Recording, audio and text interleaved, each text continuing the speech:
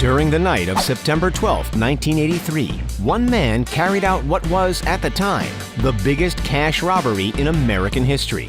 Millions of dollars were lifted as Victor Manuel Garena devised and executed a plan to exploit Wells Fargo's skimpy security protocols. But there was far more to this robbery than met the eye. It spurred from a much grander international political motive, with 16 more people involved behind the scenes. Some of the accused remained on the run for decades, leading the FBI on a wild goose chase. Did the authorities eventually track them down? How'd the successful heist play out? And what was this overarching motivation? Let's find out. To illustrate how these 17 individuals collaborated so successfully and carried out one of the most expensive cash heists to have ever occurred on U.S. soil, we need to understand how their victim, the Wells Fargo Company, made it so easy. So allow us to set the scene. The location is West Hartford, Connecticut. Here, at 21 Colbro Drive in the Colbro Industrial Park, Wells Fargo had a depot in which it would store significant amounts of cash. The general public remained rather clueless to the fact that they were living next to a metaphorical gold mine, so Wells Fargo didn't mind allowing the West Hartford depot to hold far more funds than most. They were allowed to keep as much as $30 million on site. At the time, the Wells Fargo branch was managed by Jim McKeon. Jim wasn't dirty, but he was inexperienced. After only 5 months of guard duty, the company promoted him to manager. This was mistake number 1. The company also hired workers at minimum wage. This was the case for then 25-year-old Victor Manuel Garena. Victor became Jim's second in command and was eventually given responsibility to hold one of the cash vault's keys. As it turns out, that was mistake number 2.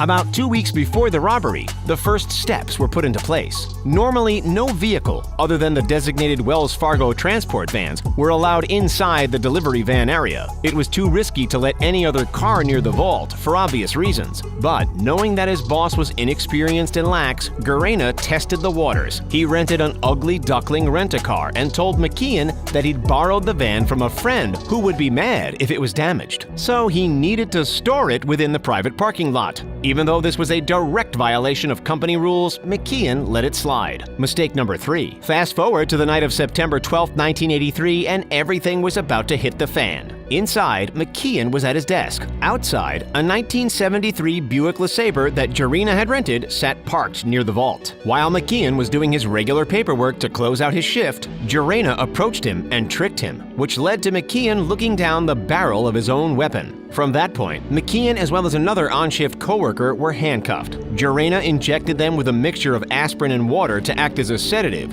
which proved too weak to actually take effect, allowing the pair to watch as Garena carried out the entire crime. Using a cart, while his coworkers alertly watched on, Garena made multiple trips between the vault and the Buick until a total of $7,017,152 had been stolen. That's over $18 million by today's standards. Then he fled the scene. Once the police arrived, they assumed that the case was clear-cut since the identity of the perpetrator was known, and there were unquestionable witnesses. So instead of focusing on chasing Garena and finding him, they focused on securing and investigating the crime scene. However, this crime wasn't clear-cut. There was much more going on behind the scenes than anyone realized. Because the police were prioritizing the scene of the crime, they had unintentionally given Garena an opportunity to flee. Garena linked up with 2 associates who were on standby at a motel. These men were part of an organization called the Machete Wielders, but we'll circle back to that in a moment. He gave them the carload of cash as well as his legal ID, and then they split in different directions. The associates drove north toward Boston, deliberately dropping the ID along the way as a decoy. Meanwhile, with counterfeit documents in hand, Garena went south toward New York, then was transported to Mexico and flown to Cuba. Subsequent searches of Garena's apartment and his call list came up empty, with only his passport being recovered. Before too long, Victor Manuel Garena was placed on the FBI's top 10 most wanted fugitives list and remained at large for 25 years. Garena was merely the inside man and the face of the operation, but there was much more at play behind the scenes. 16 other men were linked to the crime, a crime which had an intricate, elaborate political motivation, including the cost of car rental, purchasing of fake documents, time spent formulating a plan, and arranging for international transport. The gang could have easily spent upwards of $10,000, but that's just an estimation.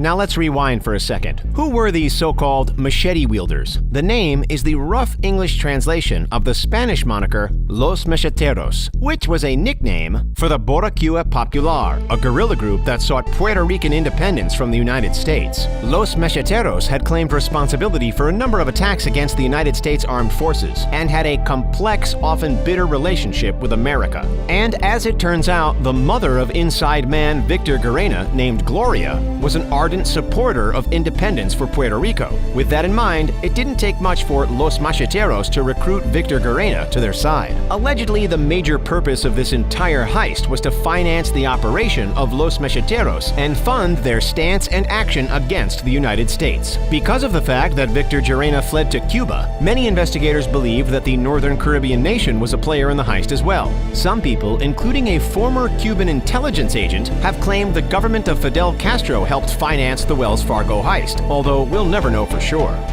Over the following 2 years, the FBI gathered its information. Meanwhile, Wells Fargo was offering $350,000 in reward for Guerena's capture. The FBI determined that Victor Guerena had planned to take credit for the heist on behalf of Los Macheteros in a press event to be held on September 24, 1984. This piece of information pushed the FBI to focus their investigation on Los Macheteros down in Puerto Rico. And the alleged leader of the group, Filiberto Ojeda Rios, was among many now in the limelight. Two brothers, Avelino and Norberto Gonzalez, were also under fire.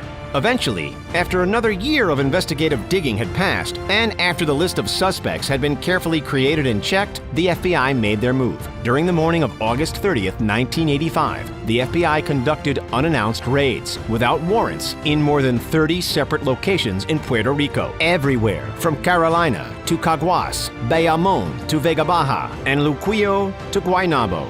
Juan Segarra Palmer, one of the leaders of the group, was sentenced to 65 years in prison, but had his sentence commuted by former U.S. President Bill Clinton. On that morning, all but 4 of the suspects were arrested and charged with involvement in Macheteros activities and the Wells Fargo heist. This was far bigger than simply arresting those responsible, though. As the FBI tried to prosecute the perpetrators, Puerto Rican groups fought back. In December of 1985, a Puerto Rican nationalist paper called Libertad warned the American federal government that if the arrests continued, they should begin preparing their cemeteries also, because they intended to send mercenaries to American soil. Remember, some of the suspects still remained at large. Filiberto Ojeda Rios had skipped bail in 1990 while awaiting trial, as Victor Guerena and the Gonzalez brothers, Norberto Gonzalez and Avelino Gonzalez Claudio, remained on the run. Avelino Gonzalez Claudio was finally captured in 2008 and sentenced in 2010 to 7 years in prison for his role as one of the robbery's masterminds. He pleaded guilty to conspiring to rob the Wells Fargo Armored Service Corporation and to transporting the stolen money to Mexico. Avelino's older brother, Norberto, was seized in 2011,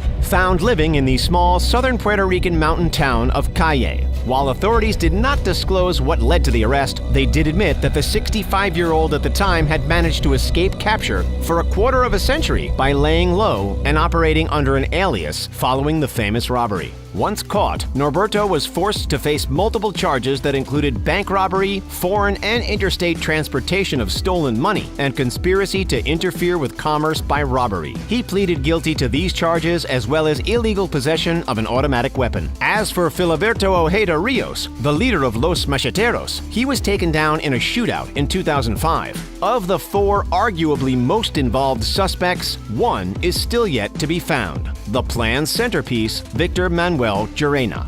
So as we know, the money didn't remain in the USA. Just like Victor Guerena, it was transported across borders, out of reach of easy FBI discovery. About $80,000 in what was believed to be the stolen cash was uncovered in searches across Puerto Rico and Boston, but the rest remained unaccounted for. So what exactly was this $7 million used for? The federal government contends that the group spent about $1 million.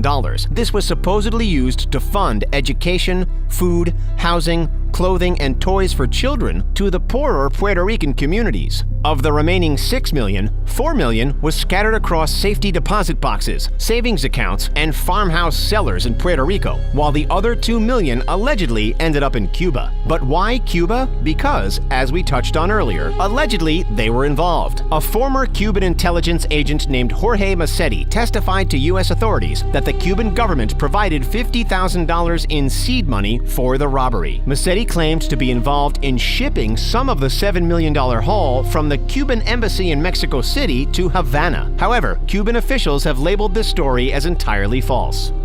Let's take a step back for a moment. The ideology-driven thieves took the modern equivalent of $18 million, but once you factor in the cost of an ongoing 25-plus-year investigation, the overall cost grows tenfold. A National Institutes of Health study from 2007 indicated the following. As a result of the 23 million criminal offenses committed in 2007, victims lost close to $15 billion. In order to solve these same crimes, government agencies spent approximately $179 billion. So for every $1 stolen, it took $12 to solve the crime. If we loosely apply this ratio to the Wells Fargo heist, we can infer that the FBI spent $84 million, which is over $200 million when adjusted for inflation, trying to catch the masterminds. Considering that the operation's frontman is still on the loose, that number can only continue to grow. The FBI offered a reward up to $1 million for information leading directly to the arrest of Victor Manuel Llerena. Even though the Wells Fargo heist was the most expensive cash robbery in American history at the time, it no longer holds that title. A man named Alan Pace led the 1997 Dunbar Armored Trucking Company robbery. Together with 5 childhood friends, Pace broke into the vault, neutralized 2 guards on their lunch breaks, and loaded $18.9 million into a U-Haul. Taking inflation into account, that's a hefty $30 million payday. But that's a story for another